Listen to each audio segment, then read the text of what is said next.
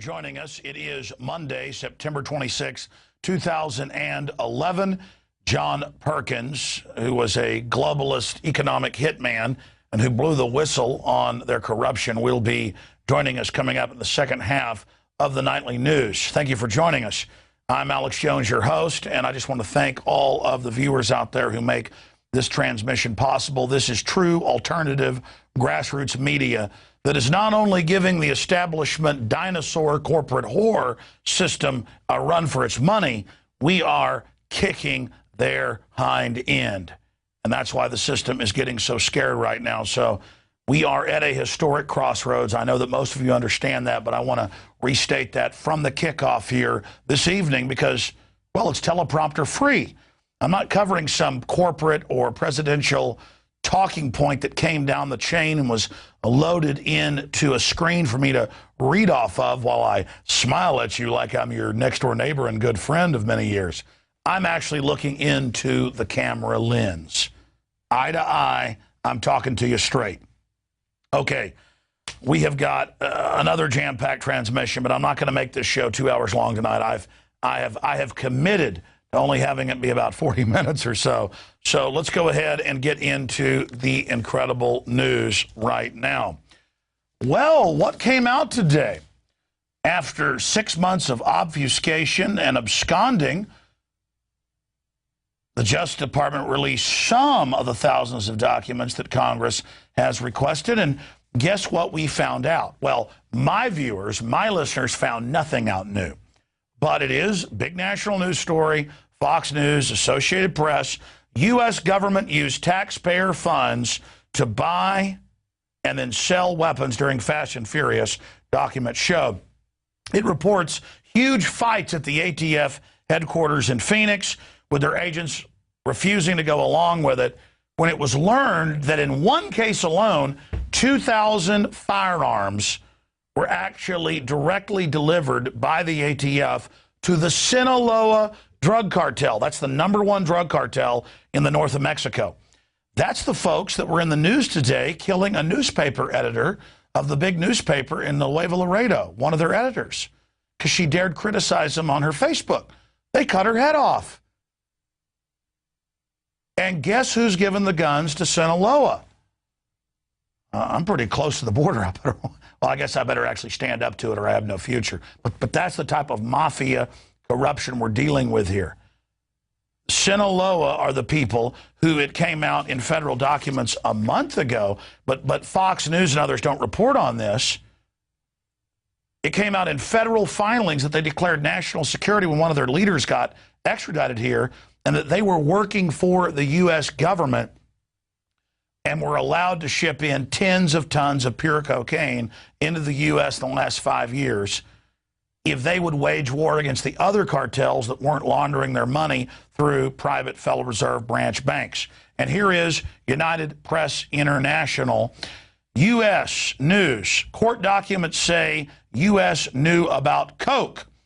That's from back on August 4th. U.S. officials let the Sinaloa drug cartel smuggle tons of cocaine in the United States in exchange for intelligence about rival cartels. Court documents say it was actually if they would launder their money through U.S. banks. And here's the El Paso Times reporting on the same thing. Now, when you read the Fox News story, it tells you it was Sinaloa cartel that was sent the guns. But they don't mention the rest of the story, as Paul Harvey would say. Good day. I would say good day, but this important TV transmission is not over yet. You see, a lot of mainstream media, when they're forced to, will give you the story, but only a snapshot of what just happened, not how it's interconnected. Sinaloa is allowed to control the border state regions, bringing in $500 billion a year in cocaine and heroin and marijuana. It's laundered through big, globalist, anti-American banks. The U.S. is always getting the blame for putting tyrants in Mexico and suppressing Mexico and blocking democratic revolutions in Mexico. And I guess at the end of the day, yes, the American people have allowed foreign banks to come in and dominate us and then dominate Mexico. But the American people are naive to this. We're here to wake you up about it. But our criminal government is financing the Sinaloa cartel to kill other cartels that don't launder their money through U.S. banks and try to keep the money in Mexico. I'm not saying they're humanitarians, but that's what's happening. And that's why Sinaloa is starting to lose their fight down there, because the other cartels are pushing them out. And they're down there killing 3 journalists in the last week who dared report on this. And that's in the Associated Press today. So that's what's really going on down there. And finally, we're starting to get some of these documents. And of course, the Attorney General has been caught perjuring himself. It's just amazing to realize that we have a mafia, drug-dealing, gun-running government who isn't content to bring in the drugs and destabilize Mexico. And now I've learned it's 40,000 dead in the last 3 years. That's worse than Vietnam from this situation. They're not content. Then they've got the chutzpah, or the bravado, or the arrogance, the hubris is even a better word, to then blame the Second Amendment and try to take my right to a Second Amendment to defend myself away from me. This is incredible. All right, I'm done talking about that. Let's shift gears to the real kingpins, the top of the pyramid when it comes to this global mafia. I'm talking about, of course, a memo that Zero Hedge got that the Federal Reserve has since confirmed is theirs. Boy, Zero Hedge has good sources inside the enemy operation. That the Fed, the private Federal Reserve that calls itself the Fed, is busy monitoring all conversations on the web and has put out more bids for tech companies to track anyone criticizing them on the blogosphere or in mainstream media, old line media, so they can counter them.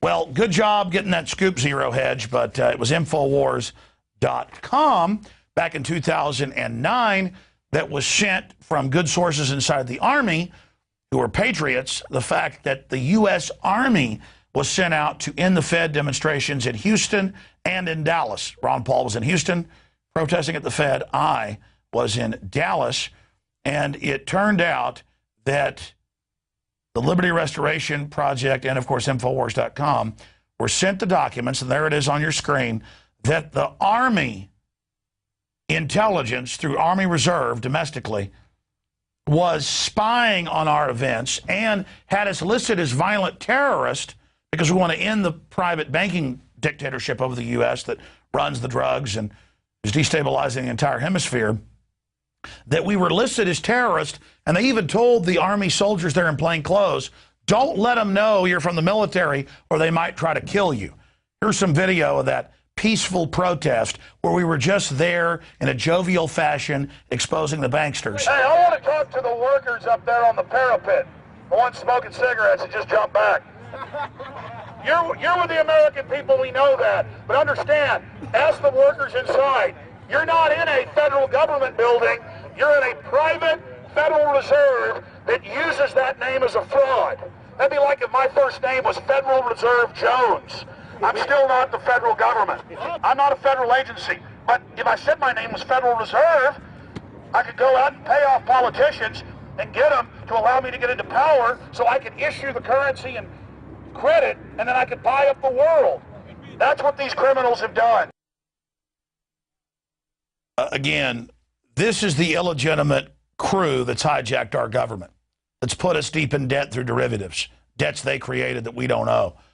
This is the enemy, and that's why they're panicking, because in most polls, more than 85% of the American people know the Federal Reserve is the financial dictatorship of this country.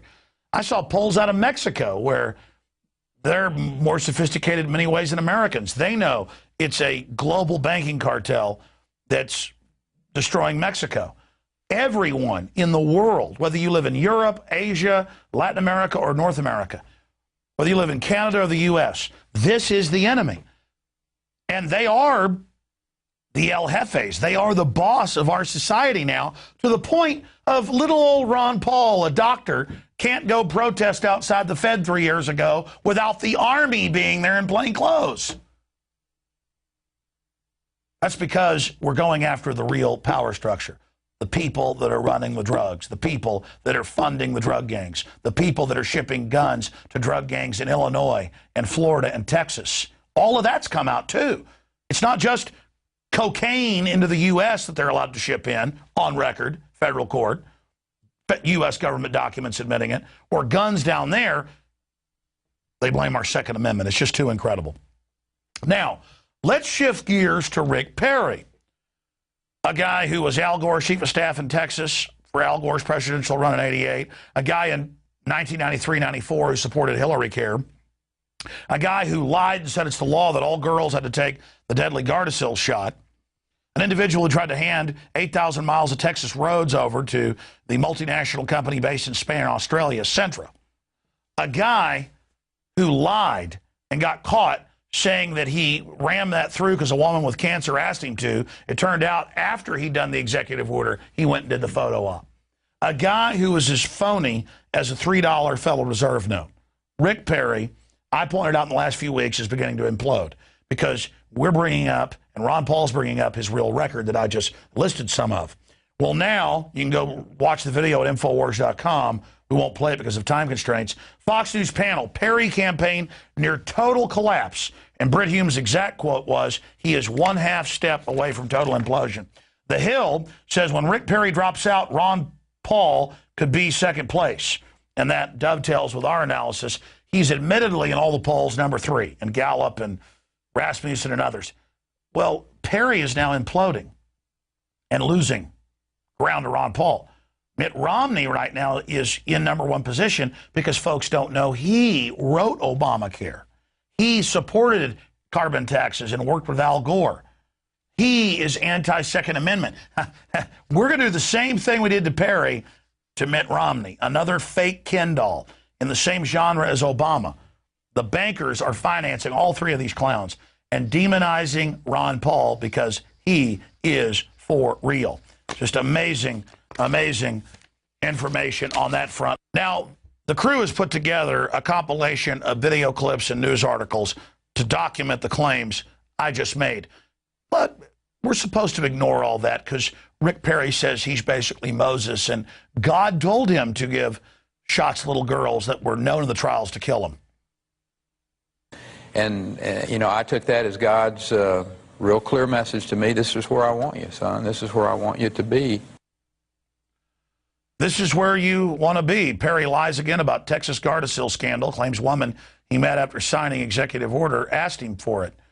There's another one. Perry caught in blatant lie over support for bailouts. You never supported TARP? No? I thought I saw a letter where you had actually written encouraging the support of TARP legislation, not else. In fact, I signed a letter with Governor of West Virginia, who's a Democrat. And we signed a letter and basically said, you know, don't get all frozen up in fear, act.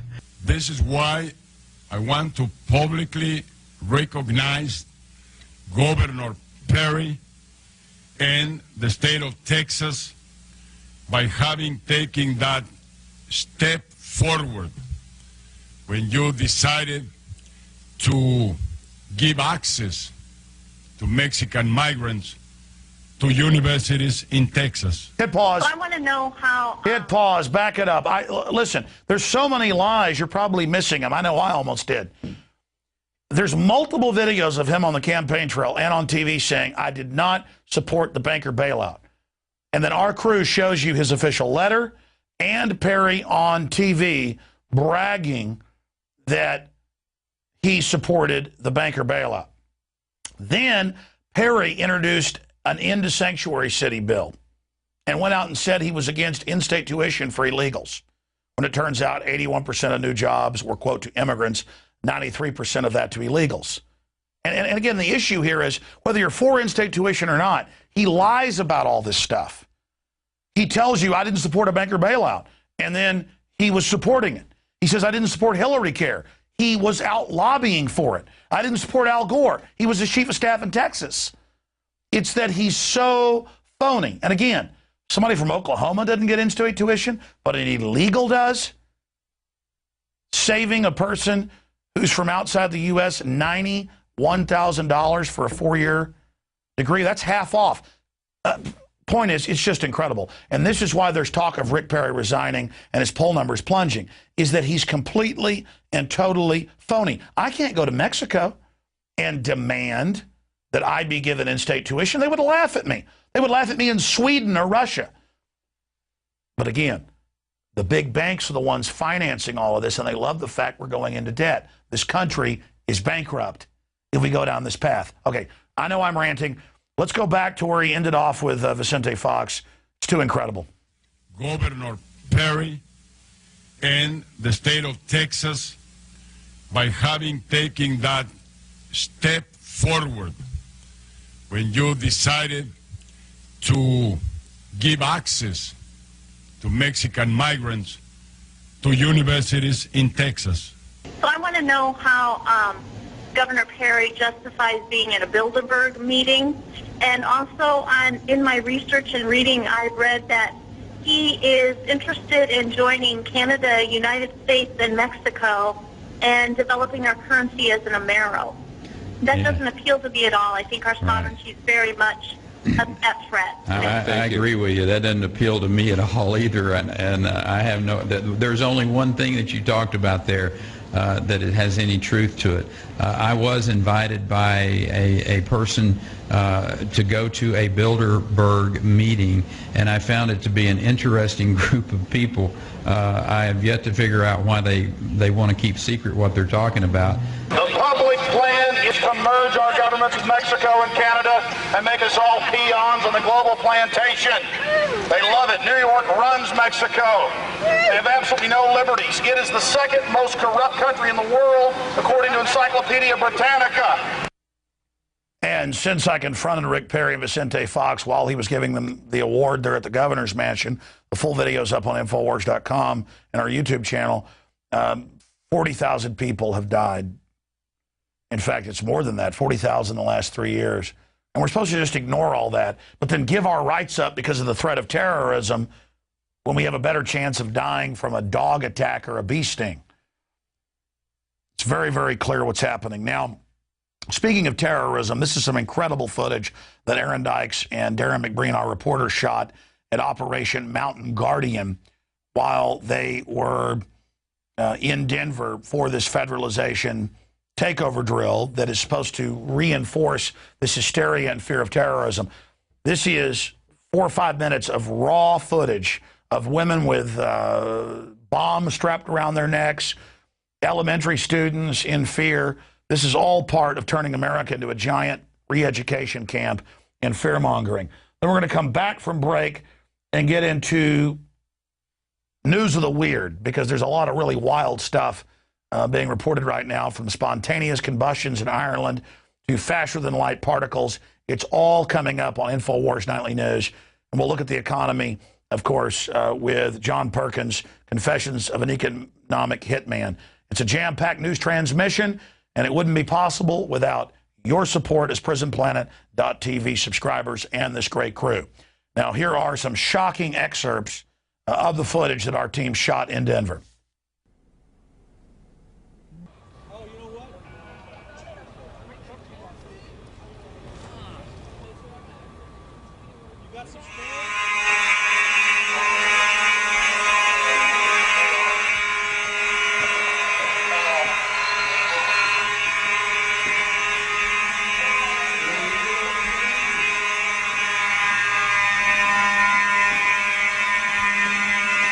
This was done with a school with children in it, some as young as 6 years of age. And they've done these drills in other parts of the country, as you can check with the Associated Press, unannounced, where children are not even told it's a drill. And then they tell them that, well, we do this because of the Second Amendment, or the group that attacked you in this fictitious attack is titled Homeschoolers Against Public Education. And here's the guy dressed up as a returning veteran. And in their drills, they admit that's who they're mainly training to fight, who's engaging in terrorist acts. This woman has a necklace bomb around her neck.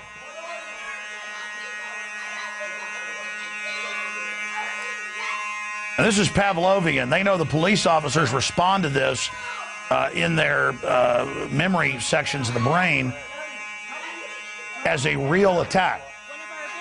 So they have to have simulated terror drills in every city and town to create really the racial or national memory of a terror attack. So this is all part of high-tech re-education camp. And he is drilling that he is going around killing the disgruntled vet is going around doing mock killing of children.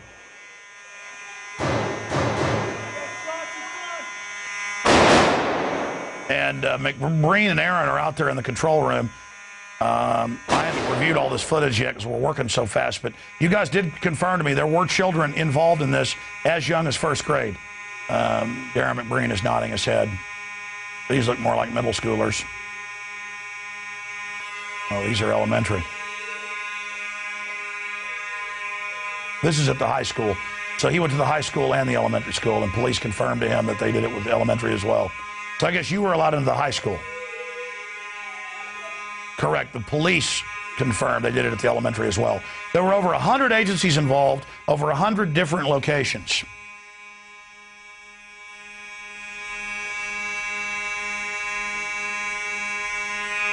Oh, no, there's another disgruntled vet able to catch him on tape. We should have showed the New York Times article where it admitted their main threat is disgruntled vets, and it showed the Explorer Scouts training to take on and kill disgruntled vets.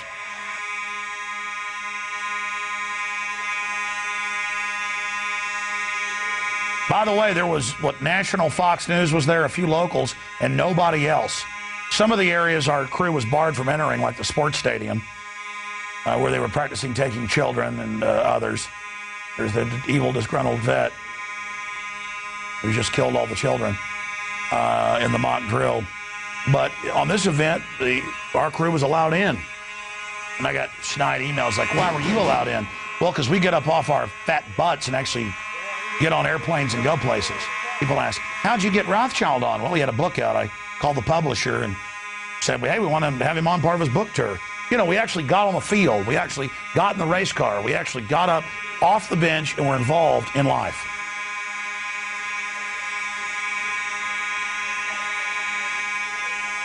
I just get so amazed by people sometimes that can't believe the fact that we're a real news organization and actually get things done. Well, the proof's in the pudding, or to say it a better way, you judge a tree by its fruits.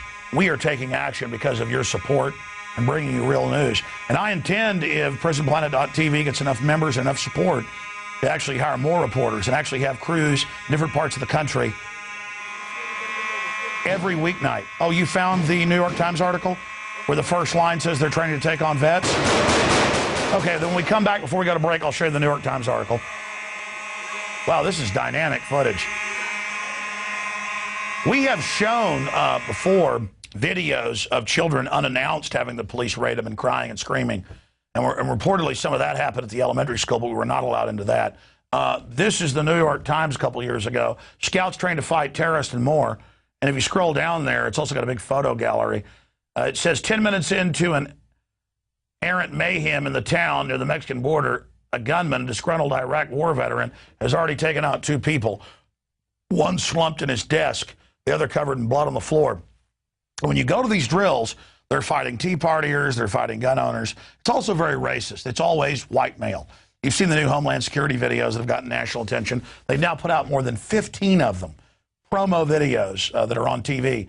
And every terrorist is white, and minorities report them.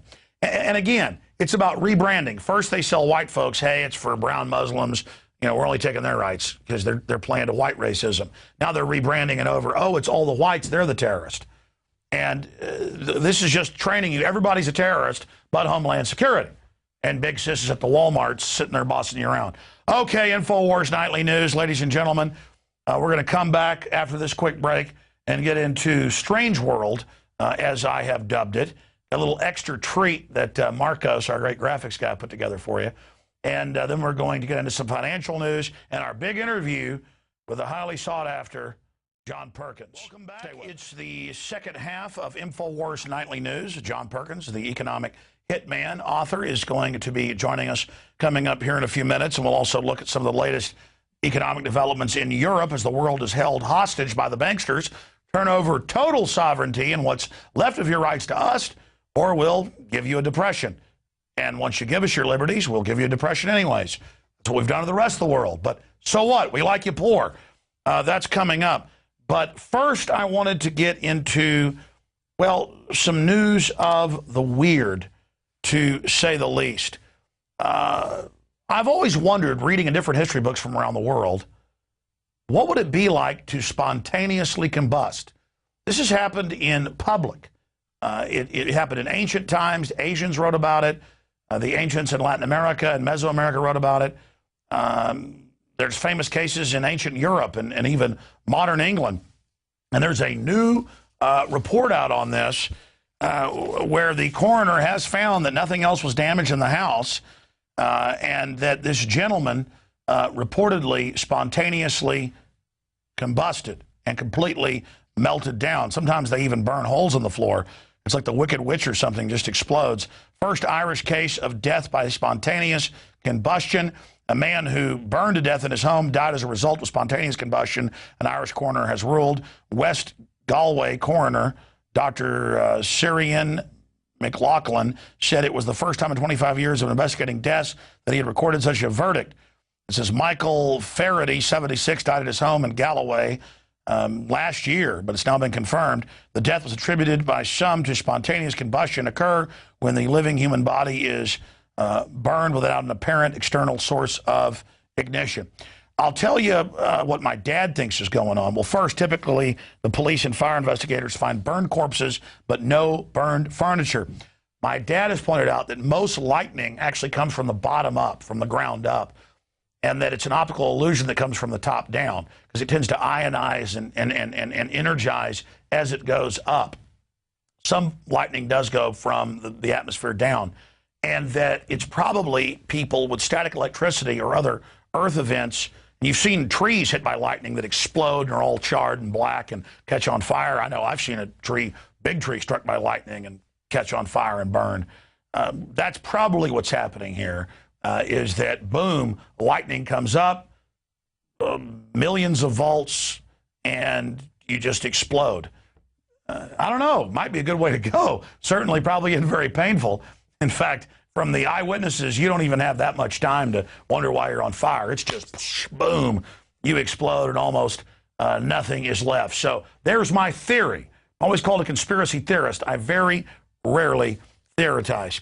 Now, one other big news report here is they say particles found to break the speed of light. They claim at the Hadron superconducting super collider there on the border in between France and Switzerland, that a team of scientists now last week have recorded subatomic particles traveling faster than light, a finding that could overturn one of Einstein's long-accepted fundamentals, laws of the universe. Yeah, Einstein was a smart guy, but he didn't invent atomic theory. Max Planck did.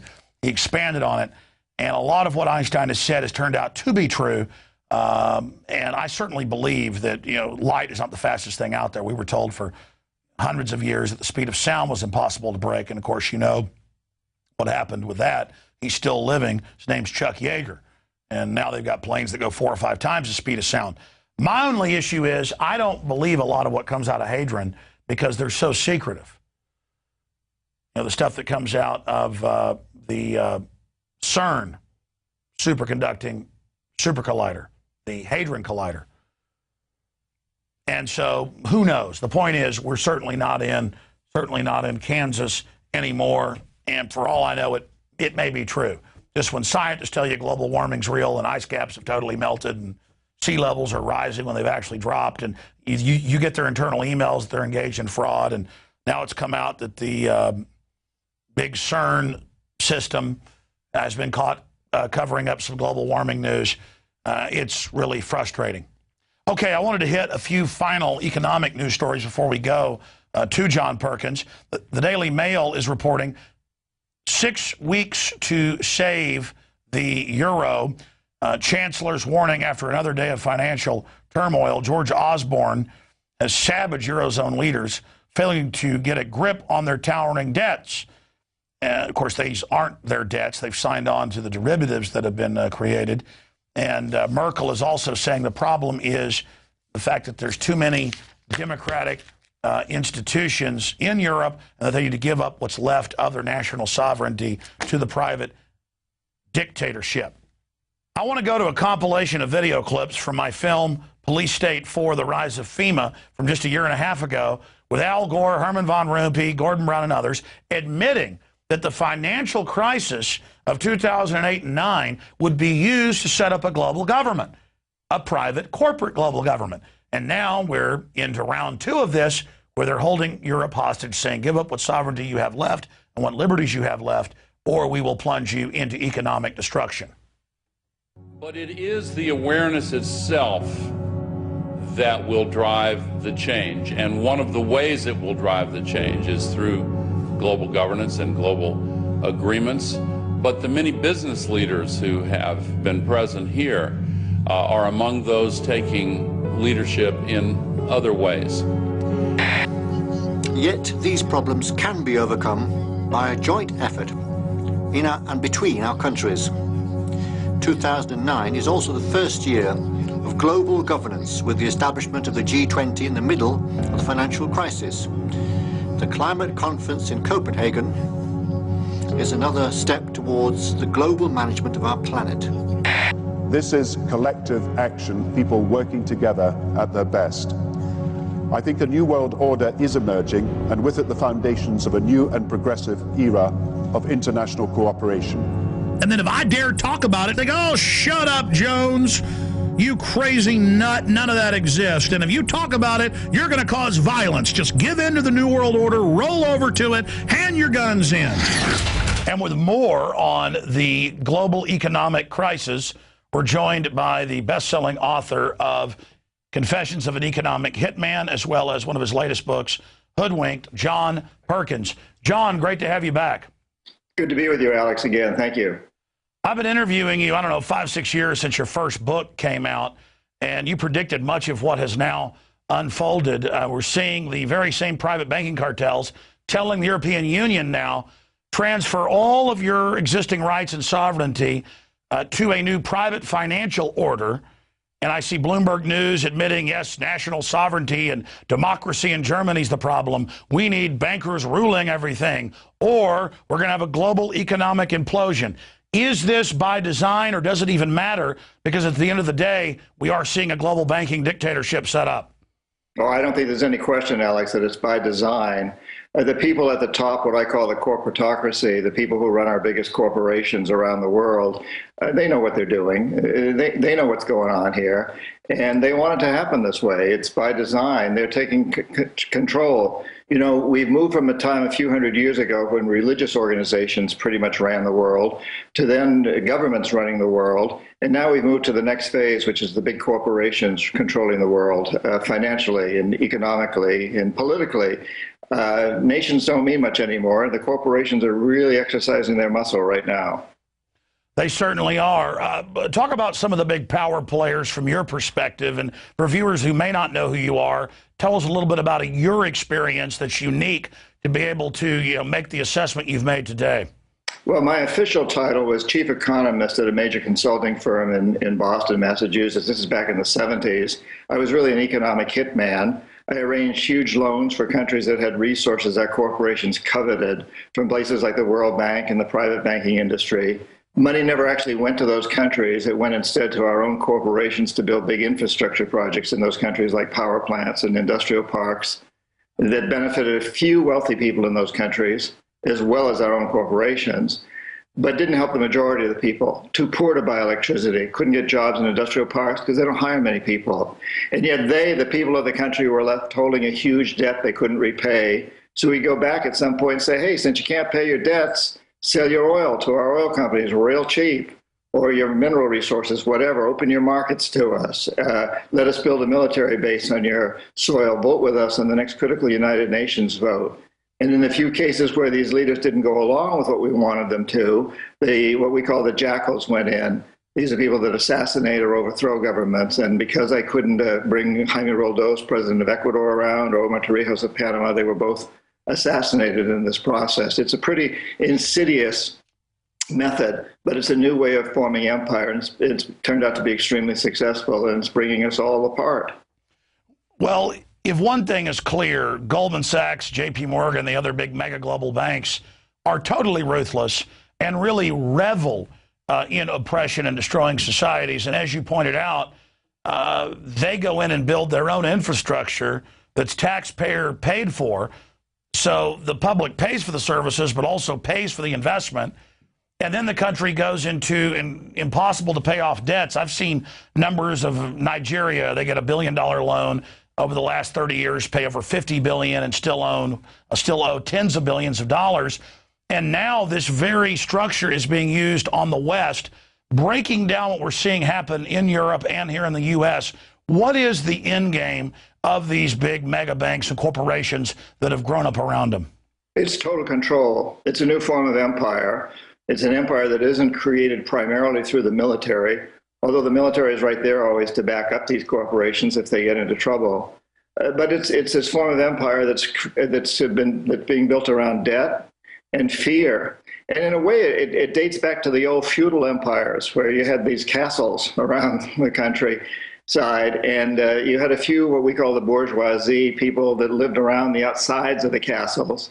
And they were kept there. They kept us having to give a huge percentage of their crops or whatever they did, blacksmiths, whatever their work they did, they had to donate it to the lord of the castle and his knights. Or they felt that they would be attacked by somebody from another castle. We're very much in that mentality today, except today the castle is the big corporations, and the lords are the CEOs of those corporations, and their knights are all the henchmen that work for them. Very, very similar situation. And yes, we're seeing it in the United States. We're seeing it in Europe. I'm on my way to Istanbul to speak at a major conference there of leaders from many Eastern European and Middle Eastern countries. They're experiencing it big time. And people are beginning to understand what's happening. That's why we're having these uprisings, what we call the Arab Spring, and many other parts of the world. We're seeing people begin to really get informed and demonstrate against this. Zbigniew Brzezinski told the Council on Foreign Relations last year that for the first time in history, quote, all of humanity is awake and staring at the elite, not at their puppet frontmen, and that the elite had a big problem.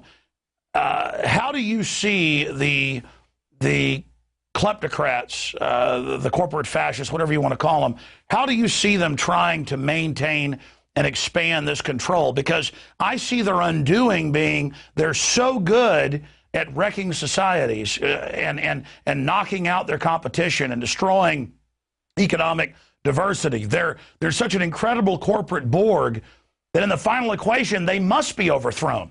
I mean, it's almost built in that it's an overreach. Yes, and well, you know, what we're seeing now is a classic battle.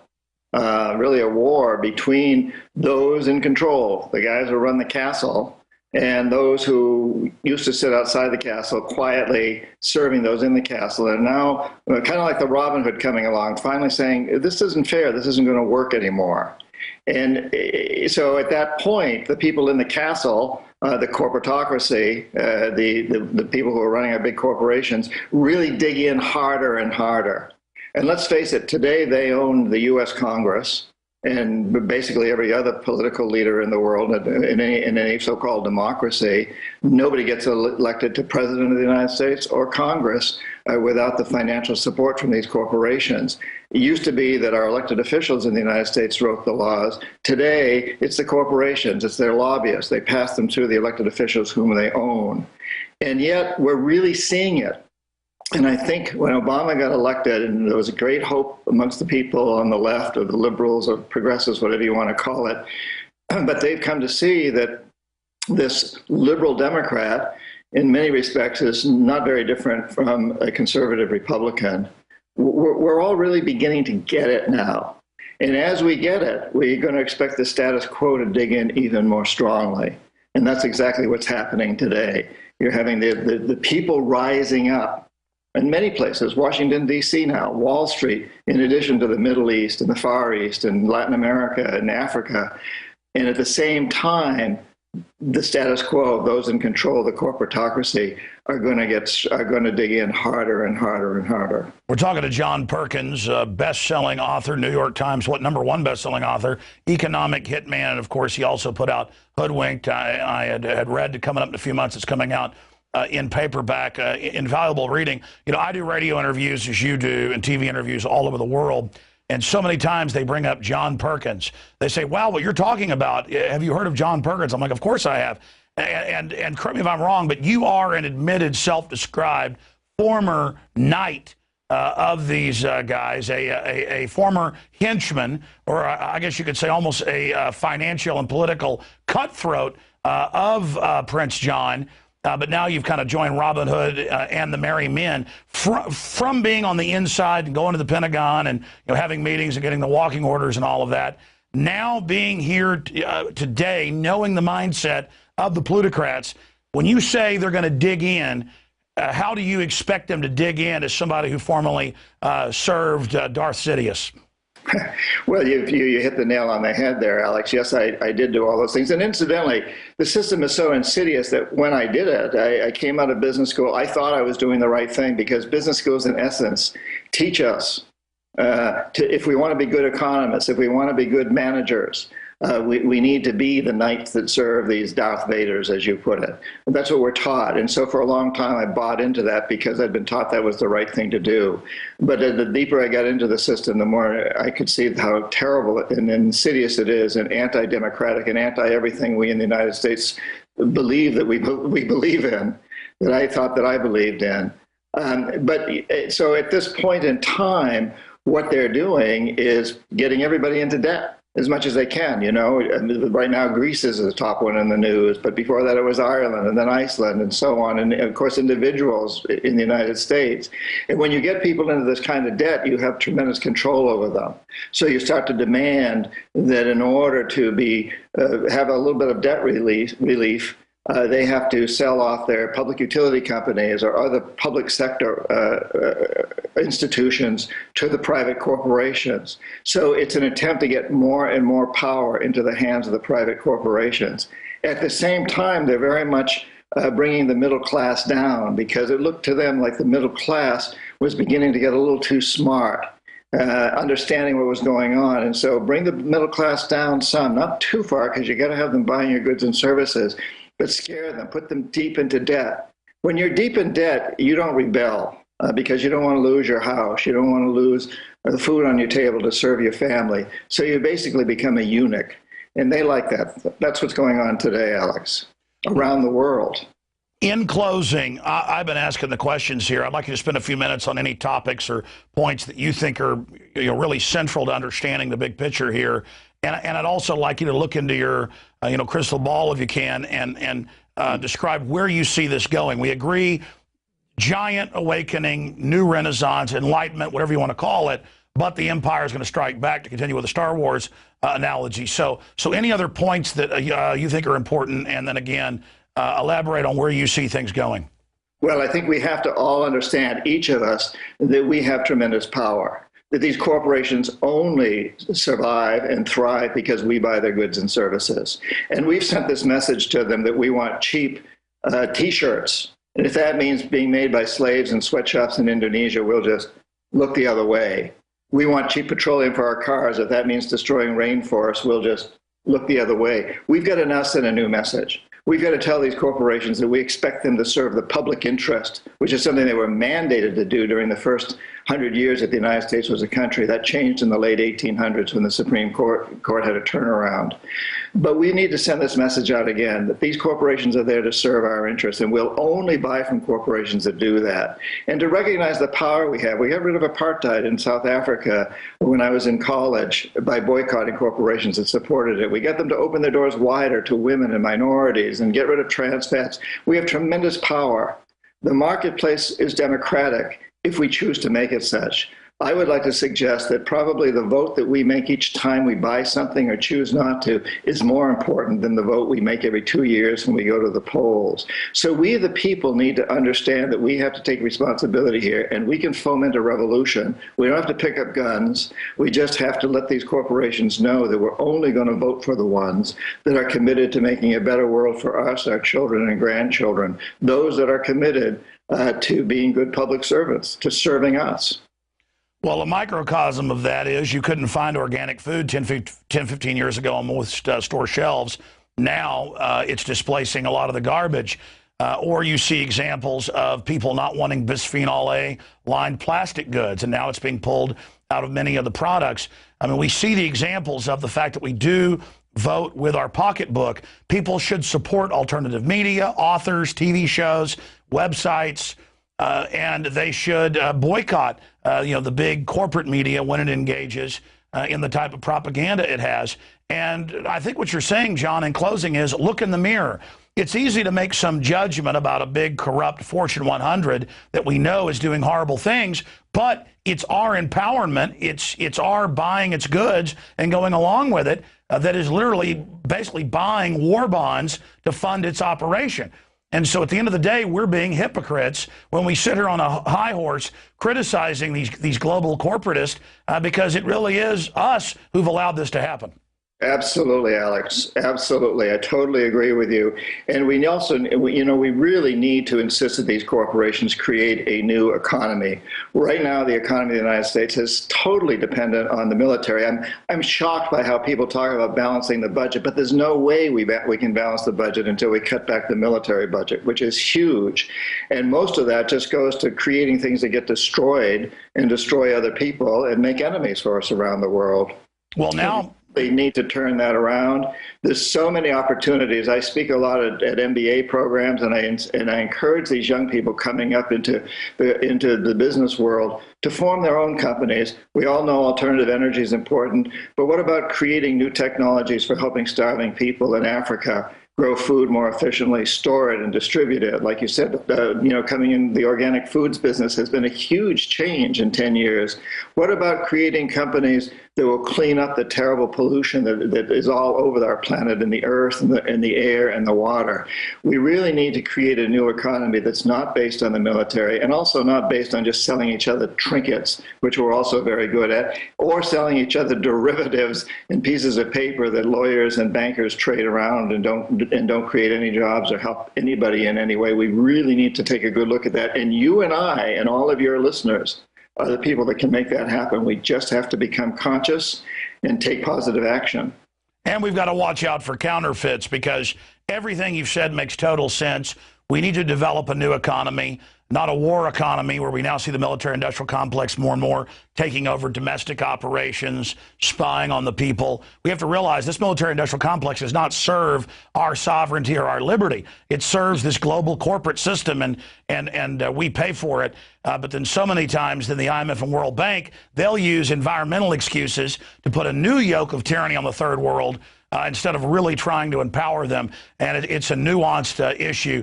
John Perkins, I really appreciate you spending time with us. Just 1 minute on where you see this clash of ideas going, though. Well, I'm very hopeful that we're going to win. We, the people, we're going to turn this thing around. And I see evidence of that in what's going on in South America. Huge revolution down there, democratic, market-based revolution. We're seeing it in the Middle East. We're seeing it in China. We're seeing it in Asia. We're seeing it in Europe. We're beginning to see it in the United States. I'm very hopeful. We don't know what ultimately will happen, but each one of us has to get involved and push harder for this. And that's how it will happen. So I don't know the outcome, but I'm very hopeful that we, the people, are rising to a new level of consciousness, and we will get there. And incidentally, Alex, I'd really encourage people to subscribe to my newsletter at johnperkins.org. Visit me on Facebook, Twitter, economic_hitman, and keep this conversation going, because I really like to talk with your audience on a continuing basis. Absolutely. Well, this is the shorter format Infowars Nightly News, but I would like to invite you to come back on the full radio show in the near future. But I know you're a very busy man. John Perkins, God bless you. Thank you, Alex. I'd love to join you again. Keep up your good work. You too, my friend. Well, that's it for tonight's edition of Infowars Nightly News. We'll be back tomorrow night at 7 o'clock Central Time. Of course, streamed and posted right here at prisonplanet.tv.